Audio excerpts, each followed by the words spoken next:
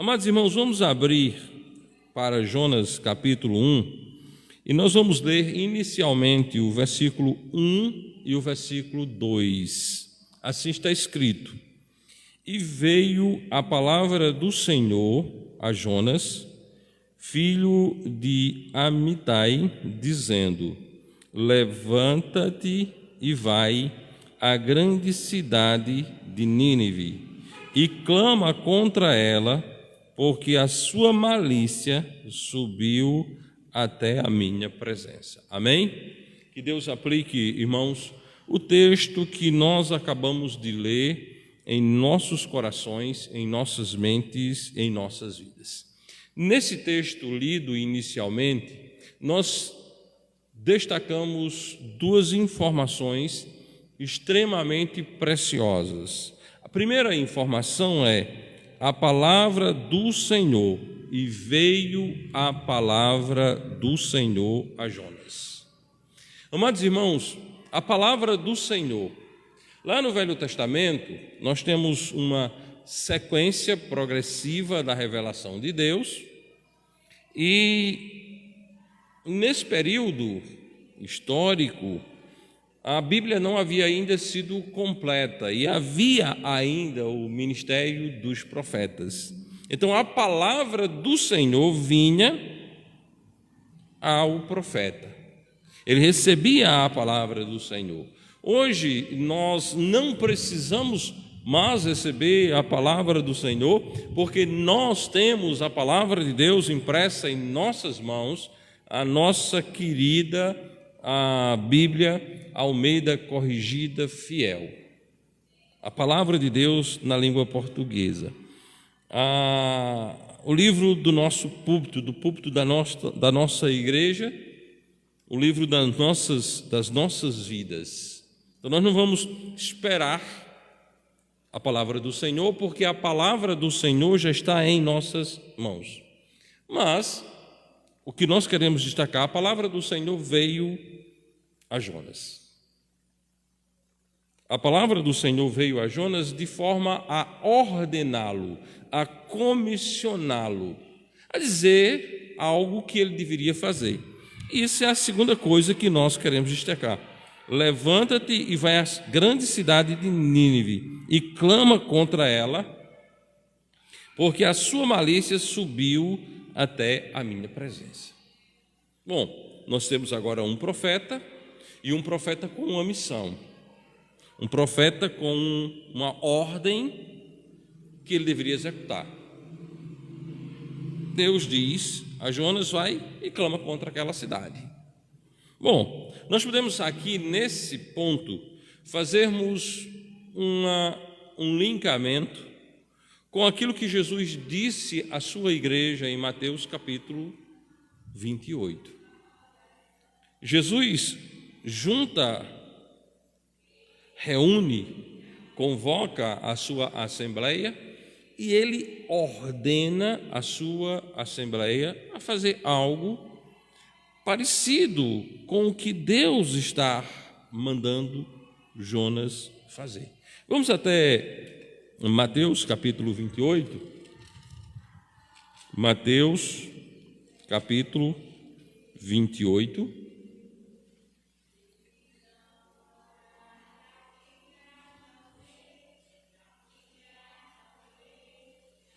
Versículo 16 até ao versículo 20. Mateus capítulo 28, versículo 16 a 20.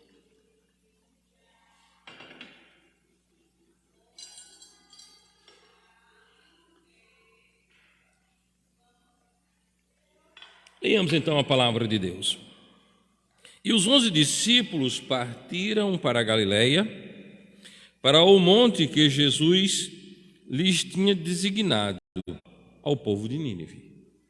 Vai e fala ao povo de Nínive. Não era uma mensagem de misericórdia. De suma importância destacarmos esse fato. Não era uma mensagem de misericórdia, era uma mensagem condenatória. Era uma mensagem de sentença. A Bíblia diz: levanta-te e vai à grande cidade de Nínive e clama contra ela. Por quê? A sua malícia subiu até a minha presença. A malícia daquela cidade subiu até a presença de Deus. Aquela cidade cometeu tantas atrocidades contrárias à vontade de Deus que chegou a hora da sentença. Jonas era o portador desta informação. Bom, a nossa mensagem, ela também é direcionada ao mundo. Não a uma cidade específica, mas ao mundo. Mas qual é a semelhança com Nínive? Nínive não era uma cidade israelita. Nínive não era uma cidade judaica. Não fazia parte da geografia de Israel.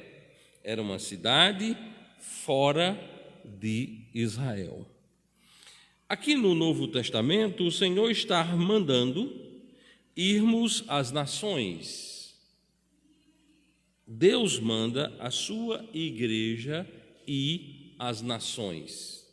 A igreja de Cristo não está comissionada tão somente a Israel, mas a igreja de Cristo está comissionada a ir a todas as nações. E aí nós não podemos, irmãos, perder essa visão. Nós não podemos perder essa direção que nos é dada pelo Senhor. Se nós estivéssemos trabalhando com um gráfico ou produzindo algum tipo de imagem, nós podíamos trazer aqui um mapa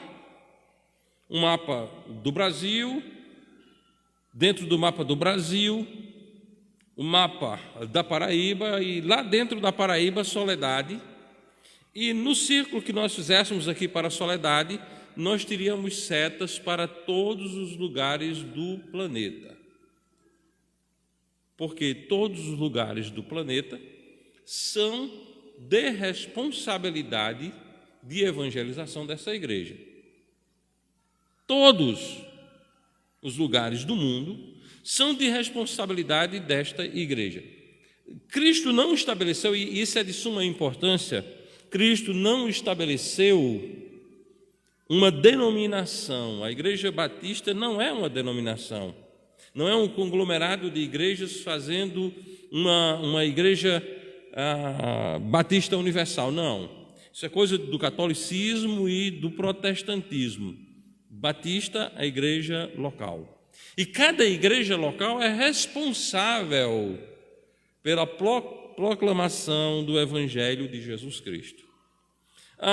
Não importa o tamanho da igreja, veja que Jesus não está dando esta ordem a uma igreja gigante. Deus não está dando esta ordem a uma mega igreja. Ele chamou os seus discípulos, aqueles mesmos que ele chamou de apóstolos, que foram os primeiros colocados na igreja. A ordem é dada antes de Atos capítulo 2, porque antes de Atos capítulo 2 já estava formada a igreja do Senhor. Essa é a mais básica doutrina dos batistas. Quem não tem essa doutrina não pode ser chamado de batista. Pode até se intitular de batista, mas não é batista. Cristo estabeleceu a sua igreja e ele comissiona. A grande comissão, a comissão de Deus, de Cristo para a sua igreja, é doutrina basilar dos batistas. É doutrina fundamental. Nós somos uma igreja da grande comissão. Nós somos uma igreja que nasceu por causa da grande comissão e nós somos uma igreja comprometida com a grande comissão. Se nós não estivermos dentro desta comissão, nós não somos igreja batista. E como eu posso ser batista e querer que a igreja tenha começado em Atos capítulo 2? Se a grande comissão foi dada antes de Atos capítulo 2. Voltando a Jonas, vejamos o que acontece. A palavra do Senhor veio a Jonas, o Senhor dá uma comissão a Jonas, versículo 3. Porém, Jonas se levantou para fugir da presença do Senhor para Tarsis. E descendo a Jope, achou um navio que ia para Tarsis. Pagou, pois, a sua passagem e desceu para dentro dele para ir com eles para Tarsis, para longe da presença do Senhor. Amados irmãos, esse versículo é muito importante. Esse versículo é muito importante porque ele é um versículo que nos ensina. Ele é um versículo chave para o nosso relacionamento pessoal com Deus. Ele é um versículo chave para determinar que tipo de relação nós estamos tendo com a ordem que o Senhor nos deu. É um versículo que ajuda-nos naquilo que é tão necessário no nosso dia a dia, a autoconfrontação. Você se olhar para o espelho para se autoconfrontar. E aqui nós não estamos querendo ver a nossa aparência física, mas como nós estamos em relação à ordem que o Senhor nos deu. Nós estamos correndo para dentro da ordem ou nós estamos fugindo da ordem? Vamos imaginar que fôssemos nós bombeiros e há um grande incêndio. E então o nosso chefe imediato ordena-nos que corramos para o combate. É tocada a sirene e então os bombeiros saem em direção ao incêndio. E eles saem para apagar o fogo, mas nós somos um deles. Nós estamos indo para dentro do fogo, apagar o fogo, ou nós estamos correndo para longe do fogo. Que direção estamos tomando? Jonas tomou uma direção.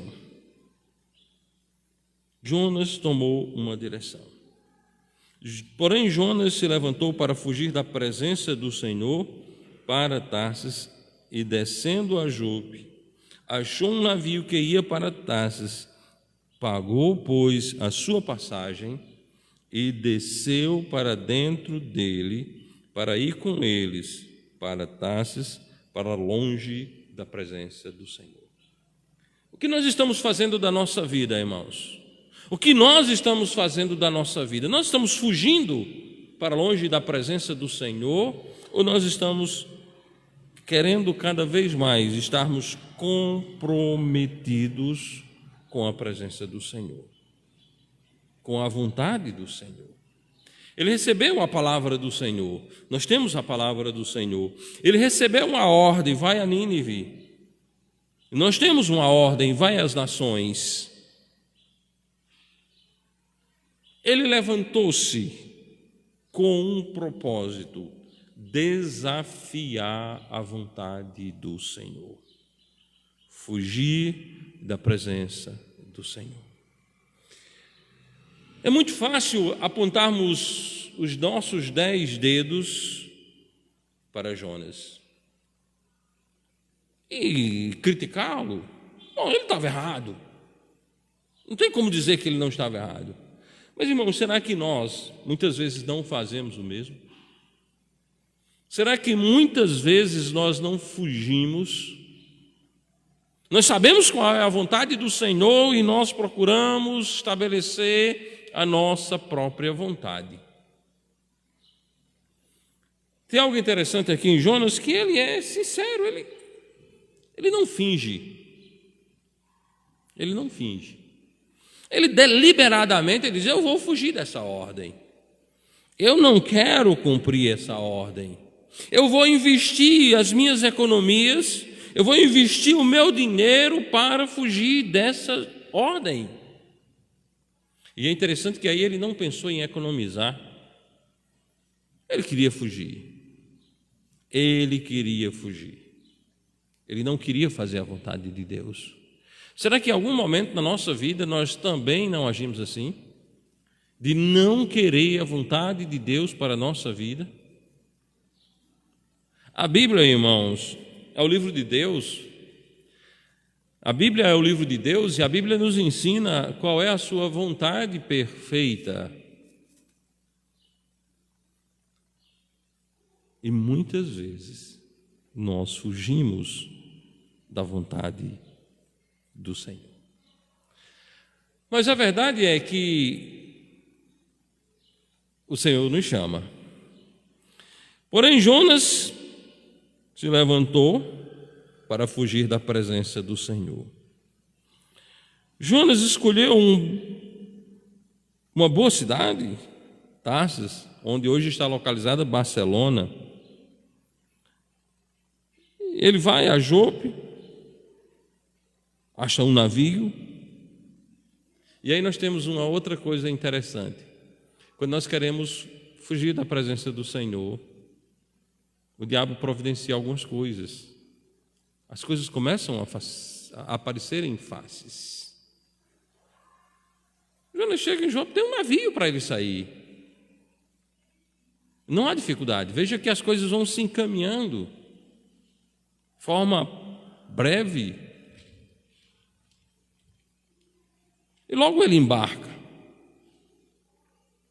E logo ele está dentro do navio.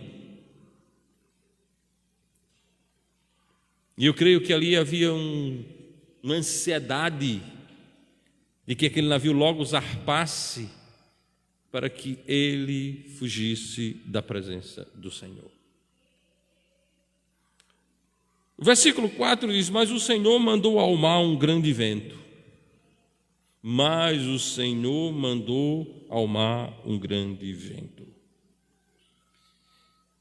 E fez-se no mar uma forte tempestade, e o navio estava a ponto de quebrar-se. Ó mestre, o mar se revolta.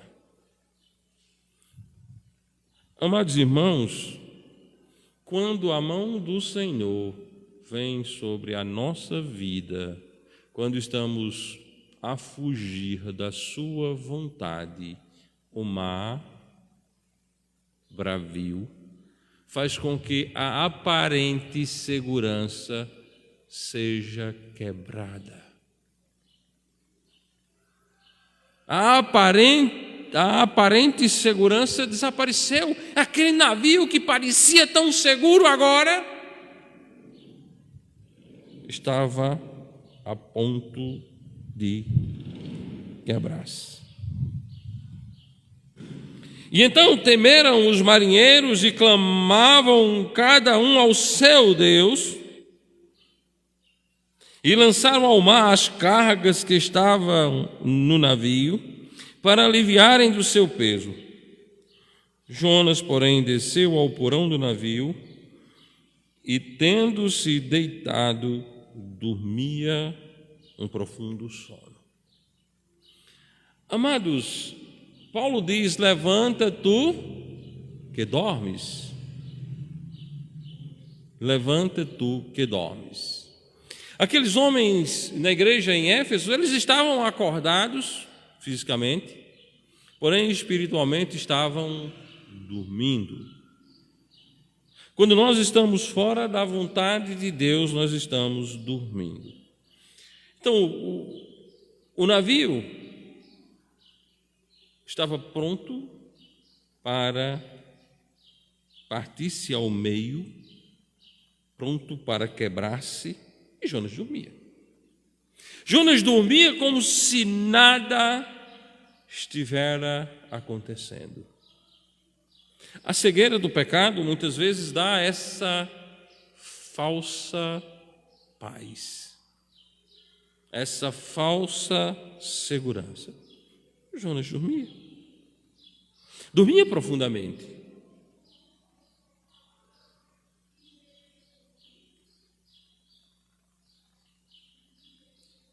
Dormia profundamente.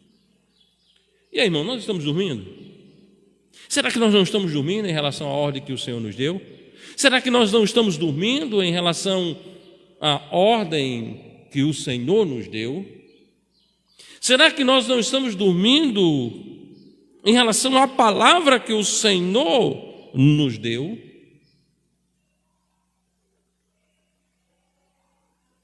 Muitas vezes os crentes estão em fuga, e os crentes estão dormindo. E nós precisamos nos autoconfrontar. Não estamos dormindo. Não estamos dormindo. Não estamos perdendo tempo demais com coisas que não edificam. Não estamos perdendo tempo demais sem colocarmos os nossos joelhos ao chão e rogarmos por salvação de almas. Será que não estamos seduzidos pela falsa calmaria? Aqueles marinheiros não tinham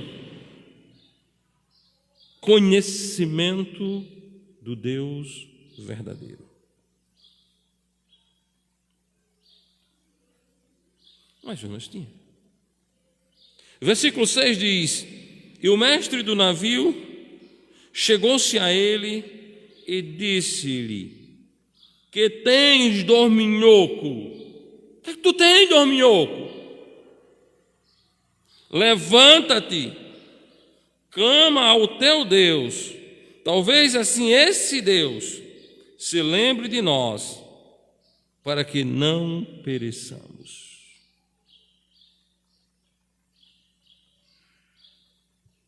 Aquele homem não era um crente. Aquele homem não era um judeu. Era um religioso. Era um religioso. Irmãos, existem inúmeros religiosos prontos para confiarem no nosso Deus. Lá, no cenário imediato à ressurreição do Senhor,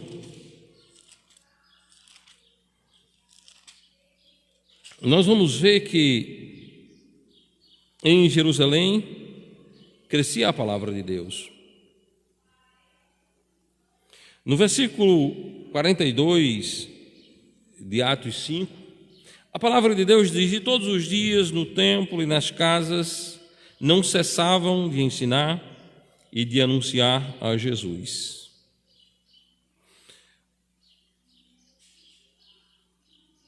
O versículo 7 do capítulo 6 diz: e crescia a palavra de Deus em Jerusalém, e se multiplicava muito o número dos discípulos, e grande parte dos sacerdotes obedeciam à fé.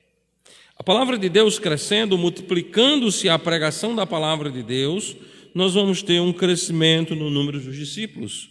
O versículo 1 do capítulo 6 diz: e ora naqueles dias crescendo o número dos discípulos. Ora naqueles dias crescendo o número dos discípulos. Versículo 7: e crescia a palavra de Deus e em Jerusalém se multiplicava muito o número dos discípulos, e grande parte dos sacerdotes obedecia à fé.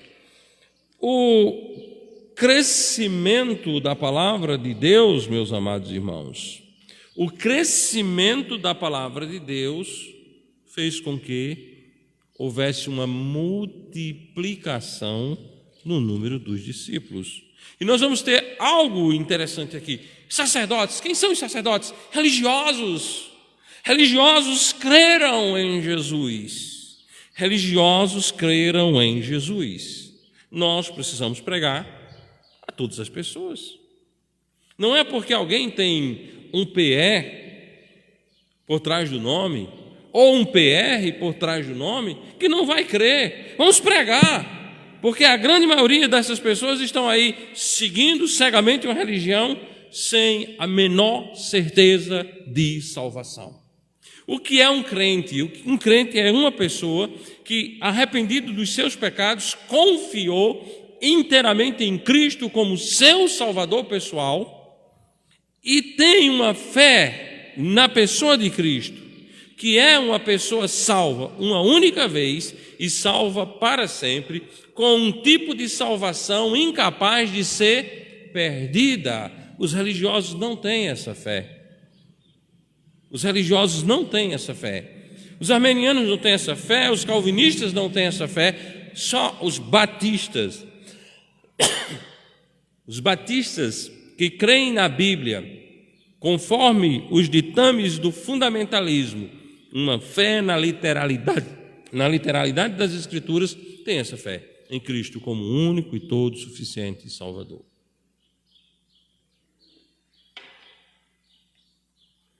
Aquele homem diz: talvez esse Deus se lembre de nós para que não pereçamos. Amados irmãos, esse Deus, a qual esse homem menciona aqui, se lembrou dos gentios e entregou a essa igreja a ordem de irmos a todas as nações. Mas como nós chegaremos a todas as nações se nós não estamos chegando na nossa mãe, no nosso pai, no nosso irmão, no nosso vizinho, no nosso amigo, no nosso colega de trabalho? Se nós estamos fazendo vistas grossas e fugindo da presença do Senhor em relação à ordem que o Senhor nos deu para com estas pessoas. Amados irmãos, o Senhor nos comissionou a pregar o Evangelho. Aqui, em relação a Nínive, Deus tem uma mensagem duríssima, uma mensagem condenatória, mas para com as nações às quais Ele nos enviou, Ele tem uma mensagem de misericórdia, porque Deus amou o mundo de tal maneira que deu o seu Filho unigênito, para que todo aquele que nele crê não pereça, mas tenha a vida eterna. Mas Deus prova o seu amor para conosco em que Cristo morreu por nós, sendo nós ainda miseráveis pecadores. Amados, o que iremos fazer com essa mensagem? Iremos fugir da presença do Senhor para não entregar esta mensagem? Ou iremos arregaçar as nossas mangas e pregar a palavra do Senhor? Nessas alturas, aqueles religiosos já estavam dando uma solução religiosa. Versículo 7. E diziam cada um ao seu companheiro: vinde, vem cá, lancemos sorte, para que saibamos por que causa nos sobreveio este mal. E lançaram sorte, e a sorte caiu sobre Jonas. Vamos buscar aqui, vamos ver quem é o culpado. Vamos lançar sorte. Aquele dorminhoco, aquele em que o barco estava a ponto de partir,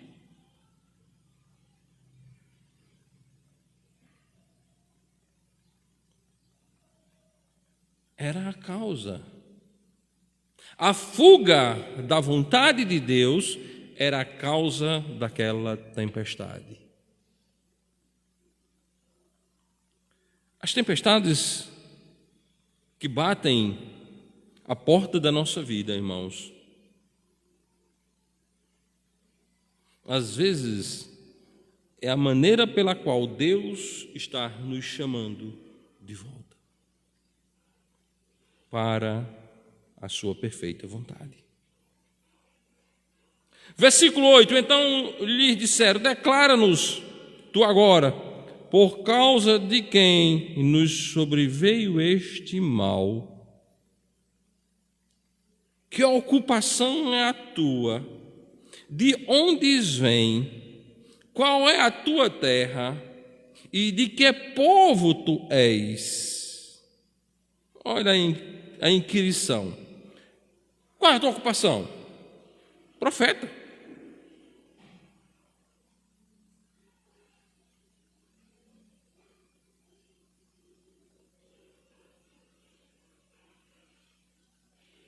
A ocupação de Jonas era profeta do Altíssimo. De onde vens? Israel, qual a tua terra? Que povo é o teu? E ele disse: eu sou hebreu e temo ao Senhor, o Deus do céu, que fez o mar e a terra seca. Lembrem-se que estes homens estavam apelando aos seus deuses. E Jonas diz: olha, eu sou hebreu, eu temo ao Deus que fez o mar e a terra seca. Não existe, irmãos, deuses. Existe um único e verdadeiro Deus. Agora, no Brasil, esse Deus é censurado. Não querem Bíblias nas bibliotecas escolares em censura a esse Deus. Porque o livro desse Deus nas bibliotecas escolares está dizendo: existe um único Deus verdadeiro.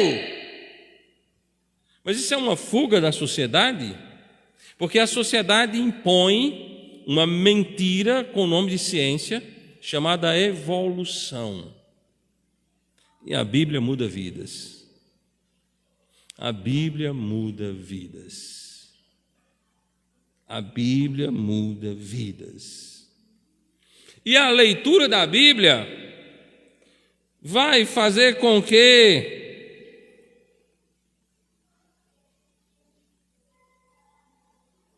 os alunos conheçam a verdade. E conhecendo a verdade, facilmente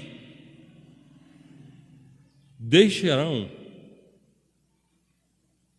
de crer na mentira da evolução. A evolução não tem sustentação. Esses homens aqui no cenário não eram evolucionistas. Cada um tinha seu Deus. Não era o Deus verdadeiro. A Bíblia é o testemunho verdadeiro de que há um único Deus, criador de todas as coisas. Todo e qualquer ateu foi criado por esse Deus, e todo e qualquer espírito de qualquer ateu sabe que esse Deus existe, porque o espírito do homem é a lâmpada de Deus nele mesmo. Os homens não têm desculpa, são indesculpáveis perante o Senhor. Disse-lhe: eu sou hebreu. E disse-lhes, e ele lhes disse: eu sou hebreu. Eu sou hebreu. E temo ao Senhor, Deus do céu, que fez o mar e a terra seca. Amados irmãos, se foi Deus que fez o mar e a terra seca, era Deus também responsável por aquela tempestade. Deus é responsável por sua criação. Deus tem o controle de sua criação, amém? Deus tem o controle. Por isso que você deve sim orar a Deus. Precisamos de chuva. Peça a Deus, Ele é capaz de mandar chuva. Deus é capaz. Não perca. Como ontem falamos lá em Irmã Deusa, os crentes são chamados a viver pela fé. Não seja incrédulo. Não seja incrédulo, seja crente. Porque nós somos benditos com o crente Abraão. E Abraão creu contra a esperança.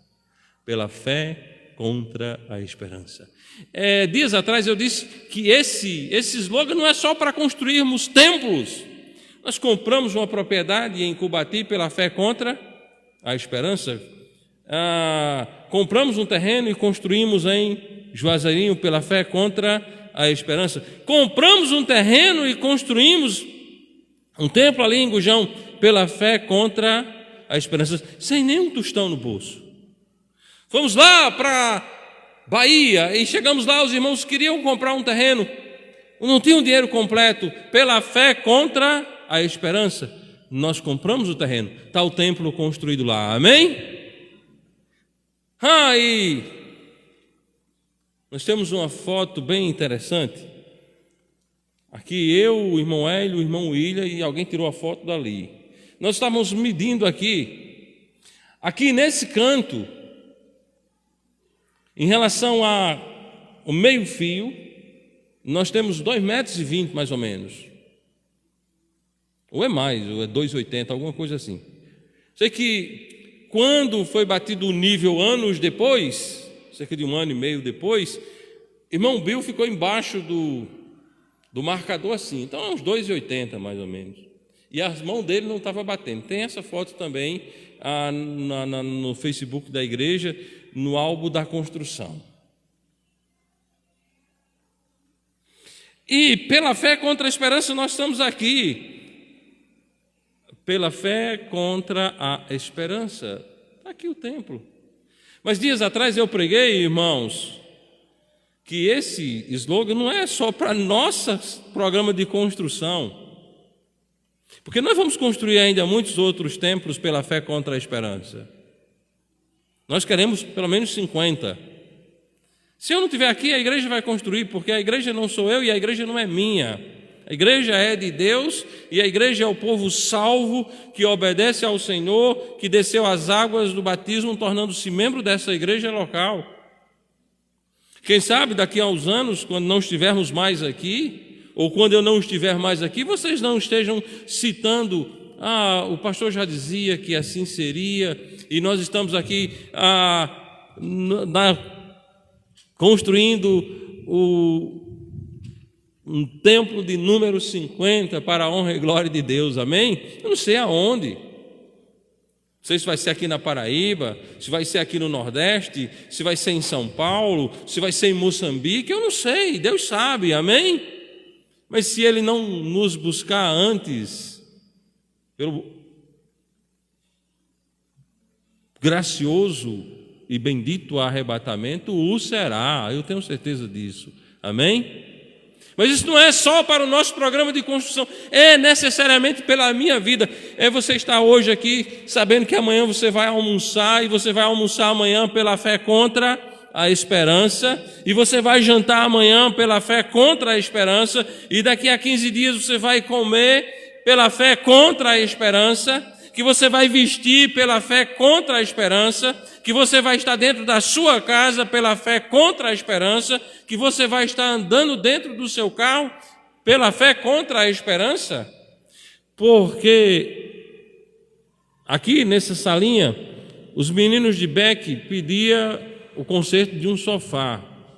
Deus deu a casa, o sofá e o carro, amém? Que Renan dizia: pai, vamos pedir um carro, não era assim? E Neto até olhava com esse jeito serão dele assim, regalava os olhos para Renan. E os irmãos vêm de carro hoje para a igreja, já faz algum tempo que vem. E Deus ainda deu uma motona para Renan, pela fé contra a esperança. Deus é assim, irmãos, amém? Deus é maravilhoso, pela fé contra a esperança. Agora, pela fé contra a esperança, nós vamos evangelizar e almas irão se converter para a honra e glória de Deus. Eu sou hebreu, eu temo ao Senhor Deus, o Deus do céu, que fez o mar e a terra seca. Então estes homens se encheram de grande temor e disseram-lhe: por que fizestes tu isso? Pois sabiam os homens que fugia da presença do Senhor, porque ele lhe tinha declarado. Vou para Tarsis fazer o quê? Fugir da presença do meu Deus. Veio o temor sobre aqueles homens.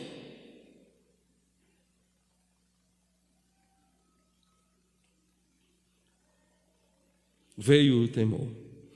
E disseram-lhe: que faremos nós para que o mar se acalme? Porque o mar ia se tornando cada vez mais tempestuoso. O que vamos fazer? Jonas, o que vamos fazer? O que é que eu faço? O que é que faremos? O que é que nós faremos? O que é que nós faremos?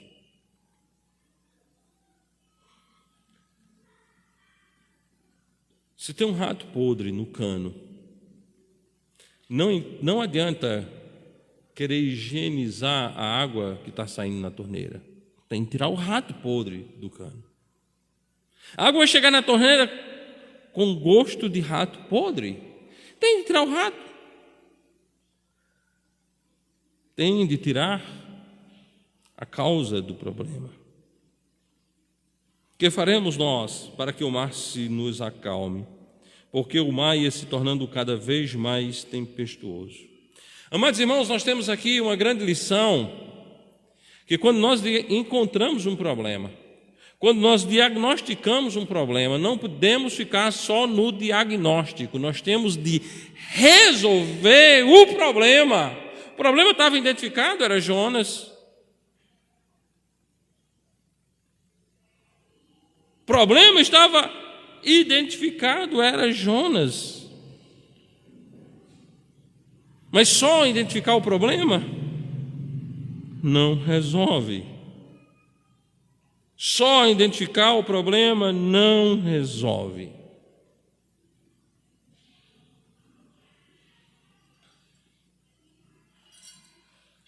Um conhecido nosso teve agora recente, talvez 15, 20 dias em um hospital, e o médico que o atendeu apresentou o seguinte parecer: precisamos cortar fora a sua perna.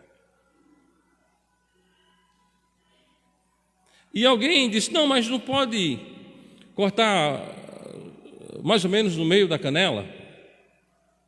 E aí o médico disse: não, se nós cortarmos na metade da canela, 2, 3 dias depois nós vamos precisar cortar.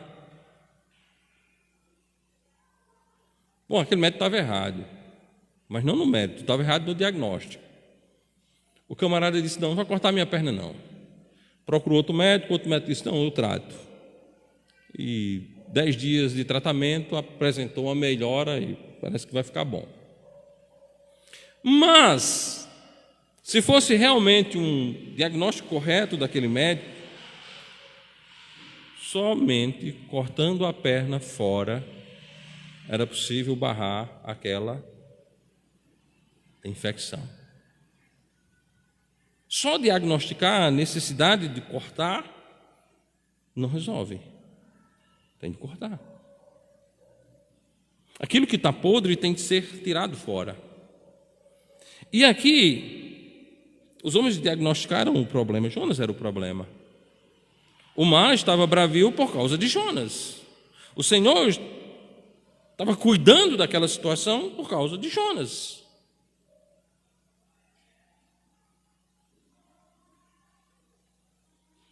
O que faremos? O que faremos para que o mar se nos acalme? Porque o mar ia se tornando cada vez mais tempestuoso. E ele lhes disse: levantai-me e lançai-me ao mar, e o mar se vos aquietará, porque eu sei que por minha causa vos sobreveio esta grande tempestade. Mas Jonas agora, muito coerente, muito corajoso. O problema sou eu. O problema sou eu. E ele lhe disse: levanta-me e lançai-me ao mar, e o mar se vos aquietará, porque eu sei que por minha causa vos sobreveio esta grande tempestade.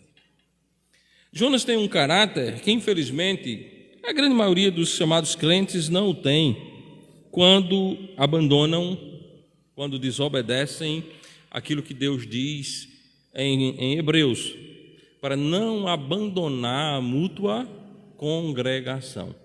Quando alguém abandona a congregação, na grande maioria das vezes, ele imputa a culpa a alguém, nunca a si mesmo. Jonas não disse que o culpado eram os outros, ele disse que era ele mesmo. Eu, na minha experiência de mais de 20 anos pastoreando, sempre que visito alguém que abandonou a igreja, escuto: eu não vou pela igreja por causa dos irmãos da igreja. Eu sempre fico com os irmãos que ficaram na igreja.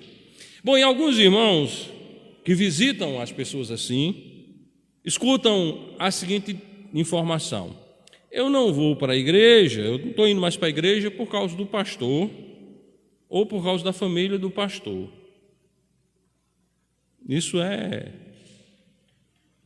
o que acontece. Dificilmente a gente encontra: não, eu tomei uma cachaça e não quero ir mais não.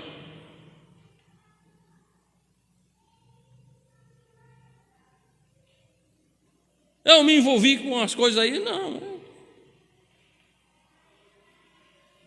vou por causa de botum. Teve uma coisa, irmãos, eu nunca vi, eu estou aqui na igreja já faz muito tempo, eu nunca vi nenhum de vocês que estão aqui sentados envolvidos com cachaça, depois que se converteram.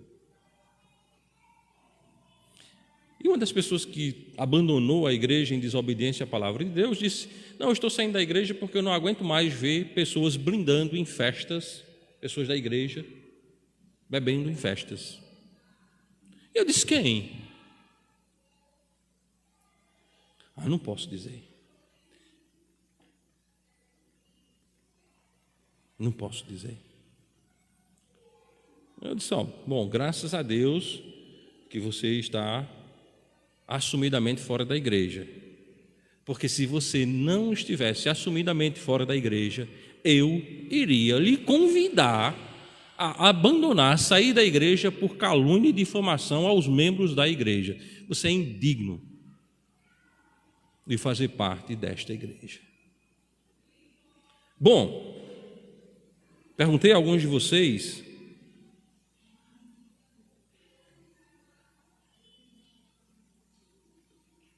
se vocês estavam bebendo. Eu não. Por quê? Eu não dou ouvidos a mentirosos. A mentirosos. Poucas vezes você encontra alguém sincero e diz: não, foi eu que caí mesmo. É sempre botar a culpa em alguém. É sempre botar a culpa em alguém. Por isso que eu não faço mais do que 2 visitas a alguém que deixa a igreja. Não faço. E às vezes alguém diz: mas o senhor não tem misericórdia? Eu tenho. Tenho misericórdia para os que estão aqui. Para que eu estou indo ouvir alguém falar mal dos que estão aqui? Me responda. Não tem sentido. Agora, quando a pessoa lá na frente se arrepende e procura, aí eu vou 200 vezes se necessário for. Mas enquanto não vou não. Jonas disse, e ele lhes disse: levantai-me e lançai ao mar, e o mar se vos aquietará, porque eu sei que por minha causa vos sobreveio esta grande tempestade. Entretanto, os homens remavam para fazer voltar o navio à terra, mas não podiam, porquanto o mar se embravecendo cada vez mais contra eles. Aqueles homens ainda disseram: vamos salvar ele, deixa ele aí, vamos voltar. Mas a tempestade era do Senhor. A tempestade era do Senhor. A tempestade era do Senhor, e a tempestade não era para o mal. A tempestade era para correção. Nós temos ensinado aqui, irmãos, 1 vez, 2 vezes, 3 vezes, 4 vezes e eu não sei quantas vezes. Por quê? Porque a repetição é segurança para vós. Que o salvo não perde a salvação. Mas o que acontece com o salvo? Ele é repreendido, corrigido, entregue a Satanás ou morto. É um processo. A Bíblia ensina isso. Se alguém está sem correção, é por quê? Não é filho, é bastardo. Bom, Deus não vai corrigir bastardo. Jonas era filho. Jonas era profeta. Jonas era servo do Deus vivo. Jonas era servo do Deus que fez, do Deus do céu, que fez o céu, a terra, o mar. Ele dizia: eu sou o servo do Deus que fez o mar e a terra seca. E ele estava sobre correção. A disciplina, a correção, a teimosia, entregue a Satanás para a destruição da carne, para que o espírito seja salvo no dia do Senhor. E a teimosia, sem arrependimento, a morte. Há pecado que é para morte. Bom, aqui não era para destruição. Era para que Jonas acordasse e voltasse à vontade de Deus. Aqueles homens remavam porque queriam voltar e deixar Jonas na praia e seguirem a viagem deles. O culpado é ele, deixando ele lá, está ok. Então clamaram ao Senhor e disseram: ó Senhor, nós te rogamos que não pereçamos por causa da alma deste homem. Aqueles homens que rogavam a deuses, agora eles estavam rogando ao Deus Criador do mar e da terra. Agora eles estavam chamando ao Senhor Deus dos céus. Então clamaram ao Senhor, dizendo: ó Senhor, nós te rogamos que não pereçamos por causa da alma deste homem, e que não ponhas sobre nós o sangue inocente, porque tu, Senhor, fizestes como te aprouve. Aqueles homens agora estavam orando ao Senhor. Aqueles homens que eram religiosos, aqueles homens que tinham cada um o seu Deus, agora, pela confissão de Jonas, não havia ainda arrependimento, mas a confissão. Não havia ainda o arrependimento, mas havia a confissão: é por minha culpa. Pela confissão da culpabilidade de Jonas, aqueles homens estavam clamando ao Senhor. Mas coisas maiores iriam acontecer. Coisas tão grandes iriam acontecer que nem Jonas desconfiava. Depois de orar, levantaram Jonas e o lançaram ao mar. E cessou o mar da sua fúria. No mesmo momento que aqueles homens lançaram Jonas ao mar,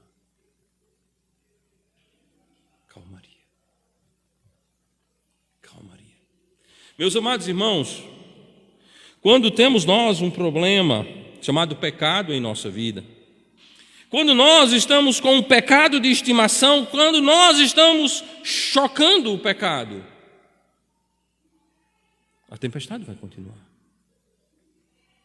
Nós temos um Deus misericordioso, um Deus amoroso, um Deus que diz que aquele que arrepende-se e deixa alcança do Senhor a misericórdia.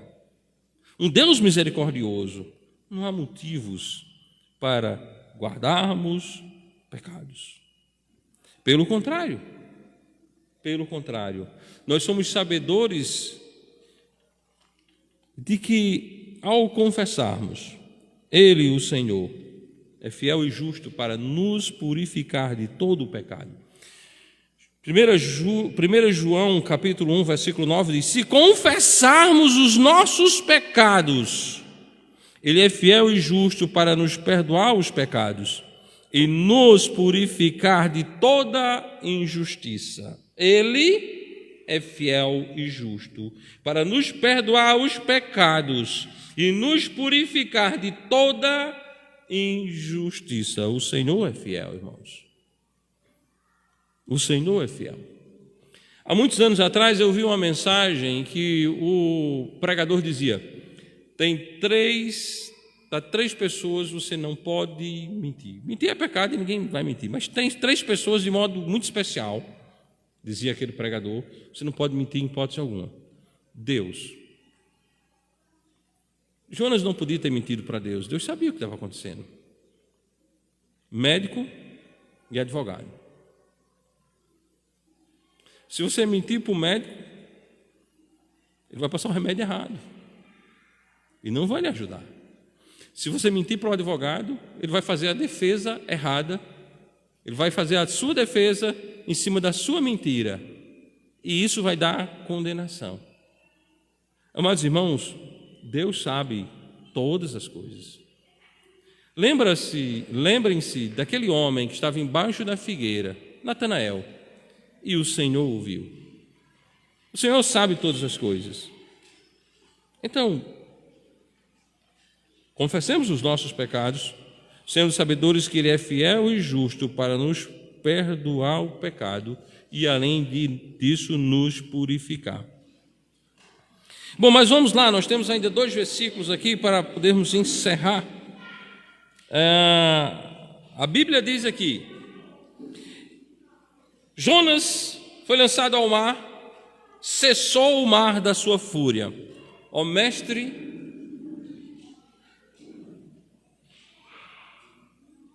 o mar se revolta, né? Jesus ordenou calmaria. Jonas foi lançado ao mar e o mar cessou da sua fúria. Consequência: identificação da culpa, confissão da culpa, lançado ao mar, calmaria. Temeram, pois, estes homens ao Senhor com grande temor e ofereceram sacrifício ao Senhor e fizeram votos.